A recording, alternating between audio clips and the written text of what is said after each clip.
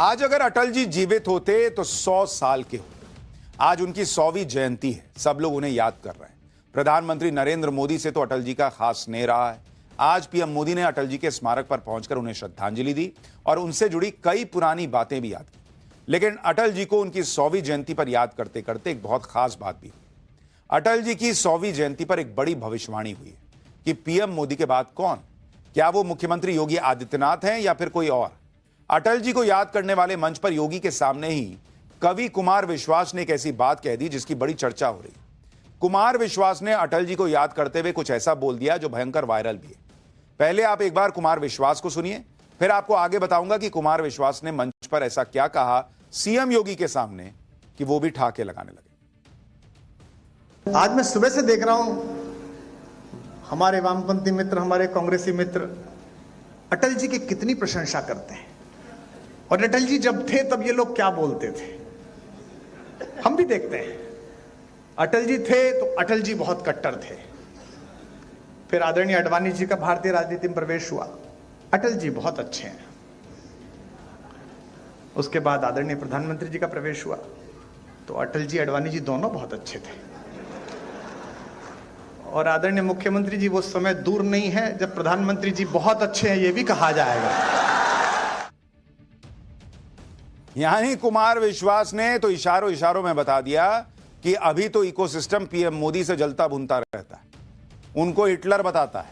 लेकिन जब योगी आएंगे पीएम मोदी के बाद तो इस इकोसिस्टम को मोदी भी अच्छे लगने लगे। अटल जी की जयंती पर कुमार विश्वास ने यह बात तब कही जब खुद सीएम योगी मंच पर थे। योगी पर कुमार विश्वास ने और क्या कहा उसकी भी एक झलक दिखाता हूं। मेरा क्या अपराध कि मेरा गांव गली घर छूटा। मैं जानता हूं कि एक सन्यासी स्वयं नदी के तीर पर खड़े होकर अपना पिंडदान करता है, लेकिन कितना भी संन्यास्त हो जाए, देवभूमि उत्तराखंड के उन गांवों की महक तो महाराज जी आपके हृदय तक आती होगी, जो आपने संकल्पों के कारण जिस एक रसमय संबंध को आपने इसलिए छोड़ा कि आप एक संकल्प जी रहे हैं। और यही कारण है कि हमारे पास पिछले इतने वर्षों से किस्से नहीं हैं मुख्यमंत्री के भाइयों के, भतीजों के, भांजों के, चाचाओं के और ताऊओं के। दो माओं ने लाड़ लड़ाया, दो चेहरों ने चाहा। पंक्ति आ रही है, संभालिएगा। फिर भी भरी द्वारिका में मैं खुद को लगा पराया। मेरा क्या अपराध कि मेरा गांव गली घर छूटा। एक एक व्यक्ति की शिरकत हो अगली लाइन में, सबकी तालियां उठें। मेरा क्या अपराध कि मेरा गांव गली घर छूटा। आंचल से बिछड़े को जग ने पीतांबर पहनाया। आंचल से बिछड़े को जग ने पीतांबर पहनाया। जग चाहे जाते जाते भी अंतिम सांस तक लोक मंगल के लिए काम करना, यह कृष्ण संवाद है। यानी कुमार विश्वास मुख्यमंत्री योगी आदित्यनाथ की तारीफ कर रहे थे कि कैसे घर परिवार सब छोड़कर वो समाज की सेवा में लगे। कुमार विश्वास उस इकोसिस्टम पर भी फायर थे जो इकोसिस्टम बात बात में सनातन के प्रतीकों का, सनातन का विरोध करता है। अटल गीत गंगा कार्यक्रम के दौरान कुमार विश्वास बात बात पर सनातन का विरोध करने वालों पर फुल फायर मोड में नजर आए।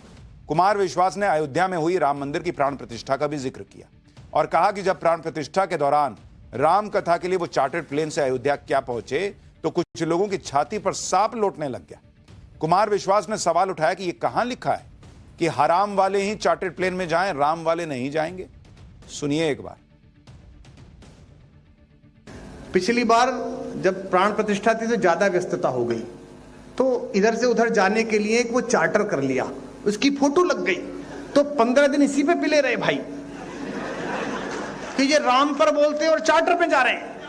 तो मैंने कहा ये कहां लिखा हुआ है चार्टर में हराम वाले ही जाएंगे, राम वाले नहीं जाएंगे, ये कहां लिखा हुआ।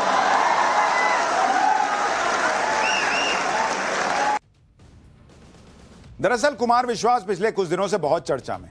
क्योंकि उनके खिलाफ एक एजेंडा चलाया गया कि उन्होंने शत्रुघ्न सिन्हा की बेटी सोनाक्षी सिन्हा की शादी को लेकर कुछ बुरा बोल दिया था। इस पर कांग्रेस समेत इंडी गठबंधन का पूरा इकोसिस्टम कुमार विश्वास के पीछे पड़ गया था। लेकिन कुमार विश्वास ने आज इसका भी जवाब कैसे दिया, वो भी सुनिए। अंतिम बंद पढ़िएगा मेरे मन के माध्यम से और सुनिएगा आत्मा के माध्यम से। ये मैं किसी को समर्पित नहीं करता, लेकिन सोशल मीडिया का जमाना है। 2 घंटा 23 मिनट बोला मैं 4 दिन पहले, 20 सेकंड चला, 20 सेकंड, और उसमें बहुत आभार आदरणीय गृह मंत्री जी। 2 घंटा 23 मिनट में 20 सेकंड, एक जरा सी बात होती है और पूरा विश्व लेकर उड़ जाता है। एक छोटा सा मुझे स्मरण आ गया, आदरणीय मुख्यमंत्री जी, आदरणीय रक्षा मंत्री जी, मेरे को आदत है फेसबुक ट्विटर पे लिखने के बाद 5 बिंदी लगा देने की। तो मैं एक बार बंबई जा रहा था तो मैंने एक वाक्य लिखा, 5 बिंदी लगाई, फिर सोचा यही वाक्य कॉपी करके ट्विटर पे लगा देता हूं, लेकिन वो कॉपी की जगह कट हो गया और तब तक वो व्योम बाला घूरने लगी एयर होस्टेस कि बंद करिए मोबाइल। तो मैं अच्छे नागरिक की तरह बंद करके बैठ गया। अब 2 घंटे बाद उतरा तो घटना यह कि 5 बिंदु चुपके हुए, कुछ नहीं लिखा हुआ है, और आनंद तो लेंगे कि नीचे 2000 कमेंट। यही तो विद्वान आदमी की पहचान है।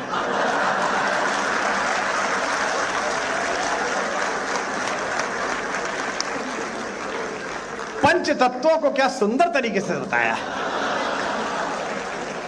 एक कह रहा था कि नहीं, आजकल कुमार जी आध्यात्मिक हो गए, केवी कुटीर में रहते हैं, तो ये 5 वृक्षों की चर्चा है, कुछ भी चलता है। यानी कुमार विश्वास बता रहे थे कि कैसे सोशल मीडिया पर अर्थ का अनर्थ हो जाता है।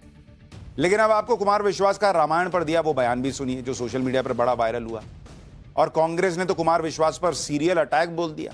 दरअसल कुमार विश्वास ने मेरठ में 22 दिसंबर को एक कार्यक्रम में कहा कि बच्चों को रामायण सुनवाइए, नहीं तो ऐसा ना हो कि घर का नाम रामायण हो और घर की श्रीलक्ष्मी को कोई और उठा ले जाए। एक बार वो बयान सुनिए जिसको शत्रुघ्न सिन्हा से जोड़ा गया, फिर आपको बताता हूं कि रामायण का जिक्र करने पर भड़के लोगों को कुमार विश्वास महाभारत पढ़ने की नसीहत क्यों दी और क्या जवाब दिया। अपने बच्चों को नाम याद कराइए, सीता जी की बहनों के, भगवान राम के भाइयों के।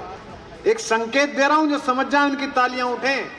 अपने बच्चों को रामायण सुनवाइए, गीता पढ़वाइए, अन्यथा ऐसा ना हो कि आपके घर का नाम तो रामायण हो और आपके घर की श्री लक्ष्मी को कोई और उठा के ले जाए, तब पढ़ रहा।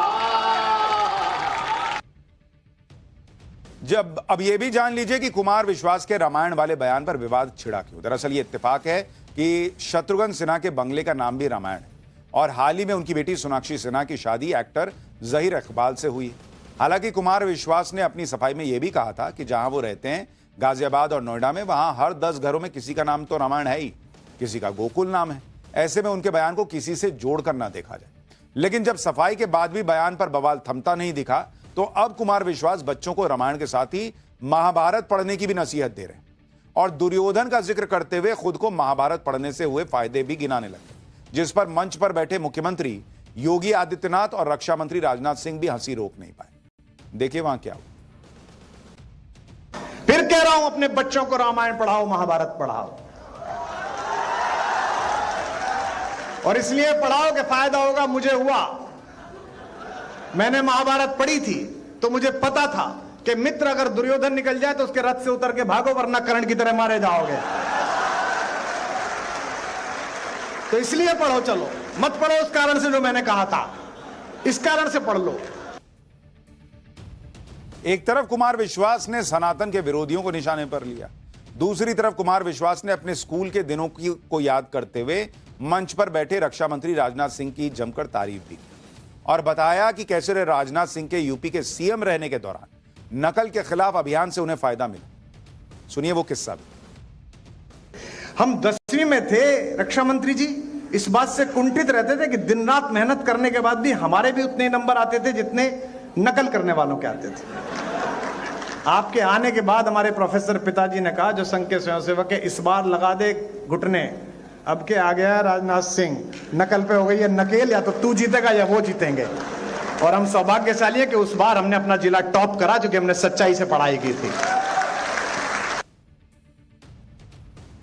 तो बहुत सारी चर्चाएं हुई जब अटल जी को याद किया जा रहा था, उसमें सनातन की भी बात हुई और इकोसिस्टम की भी क्लास।